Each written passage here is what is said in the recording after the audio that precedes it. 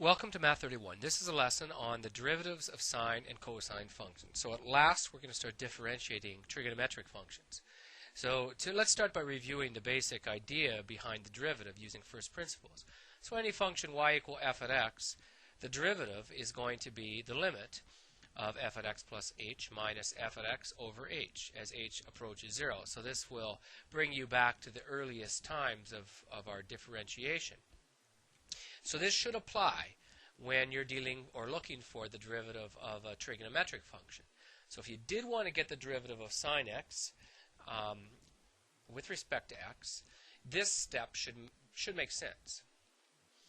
And then when we take a look at sine x plus h, and then if you use the sum difference formula sine a plus b, then you'll get something like this. Now I'll just write the limit part of it. The limit as h approaches 0 of, you've got the formula in front of you, so I won't write it out again, but it's the sine of x times the cosine of h plus the cosine of x times the sine of h, and then minus the sine of x.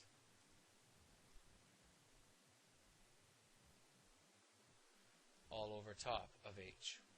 Now on its own, this doesn't really do much for us. We don't see any sort of common factor that can be removed because there is none. But if we rewrite this one, we'll get the limit as h approaches 0. Take this term and this term because they both got sine x in them.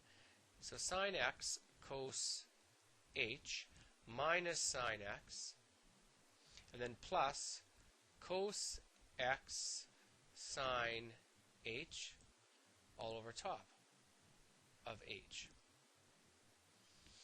And now if you take a look at these first two terms and go further with this by splitting up the fraction a little bit, you could write this as sine x cos h minus sine x all over top of h, and then plus cos x sine h over top of h.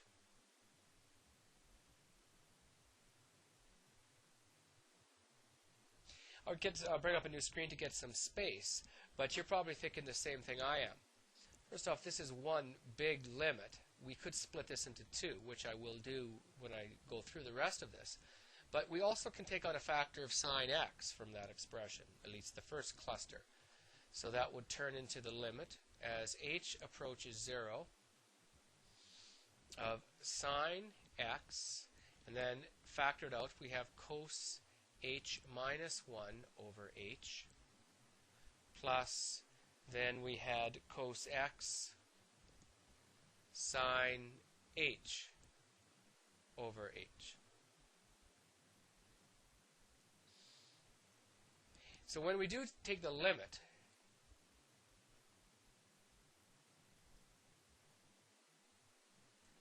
replace h with 0 if we can, we'll get sine x. There is no h variable. Now normally we'd be shut down at cos h minus 1 over h. However, looking at what we know about limits, that's actually equal to 0. So we have the form for that. And then the second part, cos x will stay as is, but the sine h over h is 1. So that tells us then that the derivative of sine x is actually equal to cos x. Meaning that if you ever need to find the slope of the tangent line at any point on that sine curve, what you do is you take the cosine of that value, and then that gives you the slope of the tangent line. We'll use that later on with some sort of applications and graph questions. Now, the other thing is that the same method is used to find the derivative of cosine.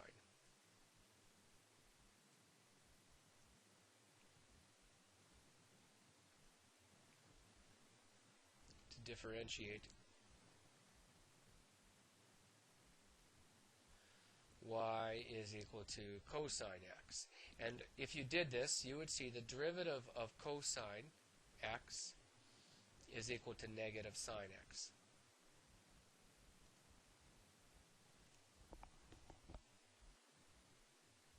So this is true, and it warrants a box around it. This is true. It also warrants a box around it. Both of these are available on your formula sheet, so you don't have to memorize them.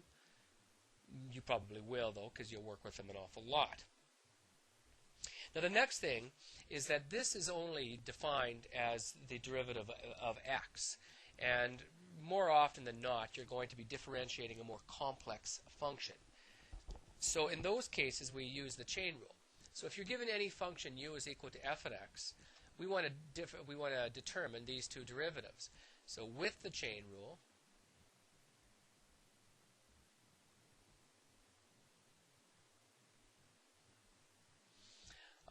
we would simply get that the derivative of sine u is equal to cosine u, and then multiplied by the derivative of the inner. So that's classic chain rule. And the same thing would work with the derivative of cos u. The derivative would be equal to negative sine u multiplied by the derivative of whatever the inner function was. Now, having this information, let's differentiate a number of these problems and see if we can get comfortable with it. So number one, y is equal to the sine of 8x. So I'm going to be fairly conservative with these. One of the problems that most people run into when they're differentiating trig functions is they get kind of lost with all the trig functions. They don't really flow as well as a polynomial. And as you've seen, what really you're doing when you're differentiating these is you're just going from sine to cos or cos to sine. So it's very difficult to figure out which stage of the differentiation you're at. So you really have to be careful when you're working these ones out. You don't expect your answers to make any sort of sense. You just have to trust that you're doing it well, doing it properly. So dy dx is equal to the derivative of sine 8x, which is cosine 8x, multiplied by the derivative of the inner, so d dx 8x. Do not forget that part. And then dy dx is equal to cosine of 8x times 8. Now that 8 is not part of the argument. It's not within the cosine function. It's being multiplied to it. So it's actually equal to 8 cos 8x.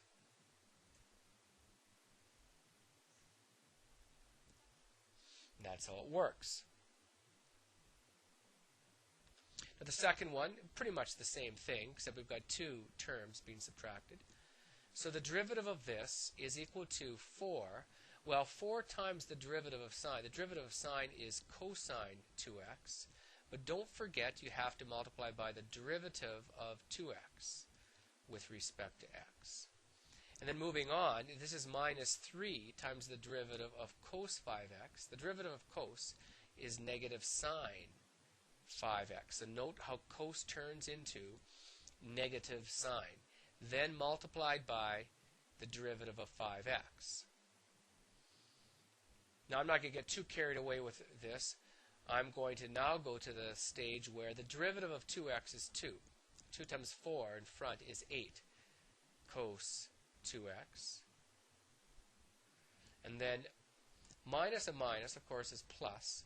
And then 3 times 5 is 15 sine 5x. There we have it.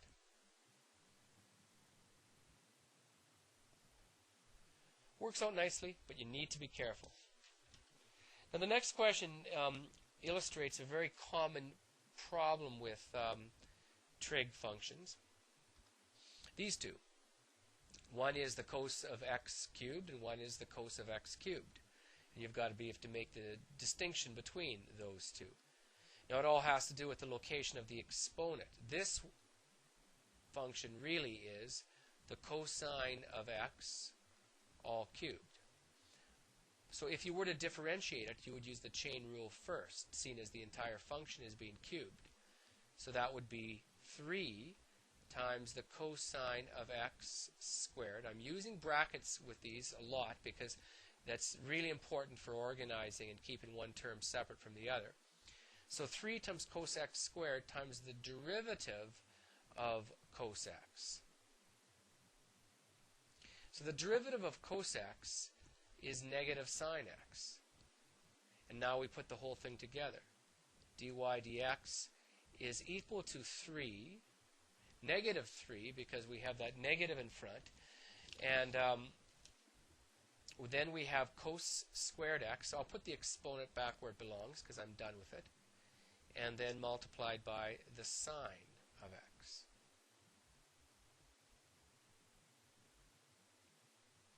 Now that's a very different thing than this one, because in this case it's only the x that's being cubed. So dy dx is equal to the derivative of cos x cubed is negative sine x cubed, but we're multiplying by the derivative of x cubed with respect to x, which is 3x squared. So dy dx is equal to negative sine x cubed times 3x squared. Now keep in mind that is being multiplied, so this would in fact be negative 3x squared sine x cubed. So those are two very, very different expressions.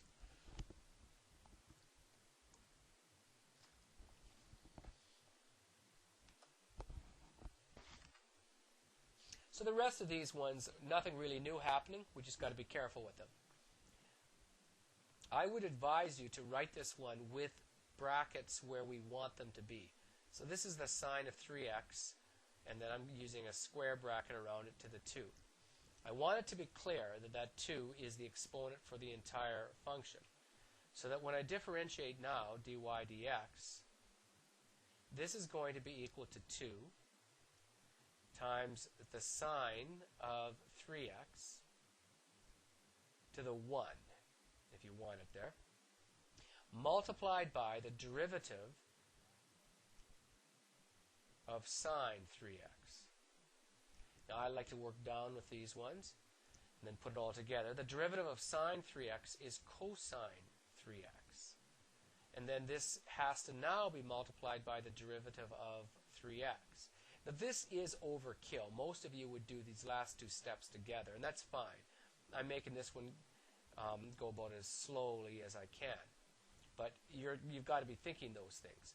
So this is 2 multiplied by the sine of 3x multiplied by the cosine of 3x. And all this is being multiplied by 3. So dy dx is equal to 6 sine 3x times cos of 3x. Now this is correct. However, there is an optional way to express the answer, which you see an awful lot. And it's a little more compact, so people kind of like it like that. So whether you recognize it or not, this is actually of form sine 2a is equal to 2 sine a cos a. And that is true if you take a look at it at this point right there. I even put a bracket around it. So if you let the a value, if you recognize that a is equal to 3x, then this expression there, a lot of arrows going around here, is going to be 2 sine a cos a, all multiplied by 3. And then that's going to be simplified to sine 2a, all multiplied by 3. So in fact, since a is 3x, this is the sine of 2 times 3x times 3.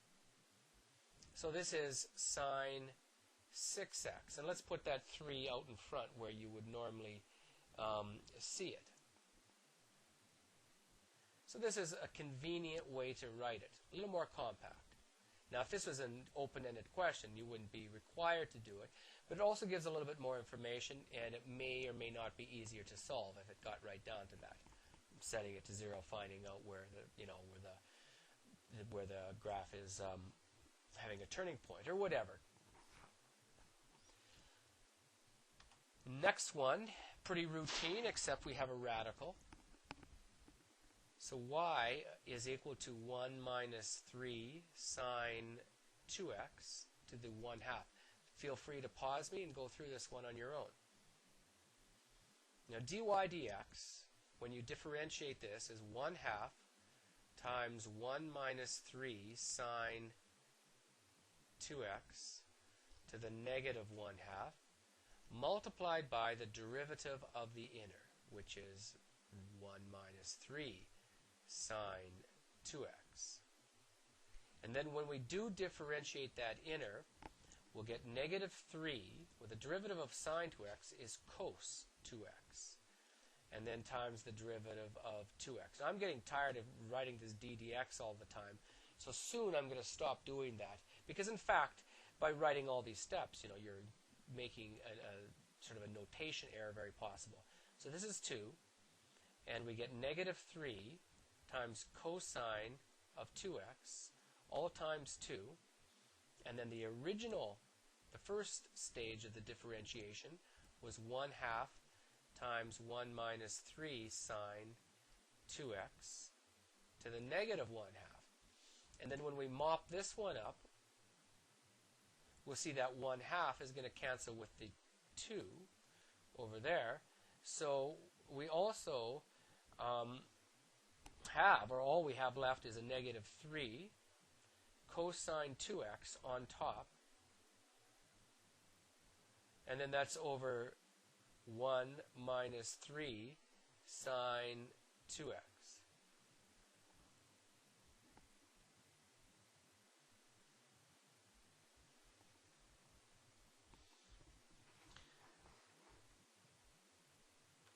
Now the next one is, this will be the last one I do in this lesson. This is a little bit more complicated. Now, one of the things that I have not been doing is using things like substitutions. And with trigonometry, you'll see a lot of the time people do use substitutions just for the sake of keeping it clear and easy. And so for the previous question, for example, some people might have replaced 1 minus 3 sine 2x with a variable like u. And I did not, because I deemed it manageable without it. But in this case, I am going to make a substitution. Now, the substitution I'm going to make is let u be equal to 5x squared minus 1 to the negative 1. Now, some of you, if you didn't, if you were doing it on your own and you were told make a substitution, might have made the whole thing equal to u. And then this expression becomes y is equal to u to the 3. Works out fine, too. I think this way that I'm going to do is a little bit easier, but you can't always tell that at the start. So it's either way would be fine. Either way is better than not using a substitution, period. So when I take the derivative of this, du dx, I get negative 5x squared minus 1 to the negative 2 multiplied by the derivative of the inner, which is 10x. So du dx is equal to negative 10x multiplied by 5x squared minus 1 to the negative 2. Now, I'm not going to deal with that negative exponent yet, because this is just a sort of a working file. As well, I use du dx. U prime is fine as well, of course, because it's your own work and you're just recording it yourself. So we'll see that a lot. But anyways, what we get now is this expression is the cosine of u to the exponent of 3. So it's a lot easier to do the outer differentiation, because dy dx is equal to 3 times cosine of u to the 2 multiplied by the derivative of the inner, which is cos u. Now, actually, this is d du, if you like. Now, the derivative of cos u is negative sine u. And then the derivative of the inner would be du dx, which we conveniently have right above us. So this turns into negative sine u. So negative sine 5x squared minus 1 to the negative 1 multiplied by du dx, which is negative 10x multiplied by 5x squared minus 1 to the negative 2. And then we still have at the front of this expression 3 cosine of u squared. Now I don't have the space to put it there yet, so now I'll rewrite it. So dy du is equal to 3. Now we have 3 times negative 1 times negative 10. It's going to give us positive 30, and there's an x term there as well. And then this is multiplied by the cosine squared of u, which is 5x squared minus 1 to the negative 1. And then we have the sine of 5x squared minus 1 to the negative 1. And then the 10x is taken care of. Now, that 5x squared minus 1 to the negative 2, I'm going to write that on the bottom because it's a negative exponent. Keep in mind that that 5x squared minus 1 is being multiplied by the trig functions. It's not the argument. So we're not taking the derivative of it. So we are free to put it somewhere else. In fact, I would certainly recommend that you do. Just so that it's clear and easy to read, because that's usually the problem with these ones. In any case, this is what we get. So it takes a bit of practice to get comfortable with them, but that's a good start. So the next lesson we'll go further and go do some of the extra ones that are on the lesson handout. Thank you for your time.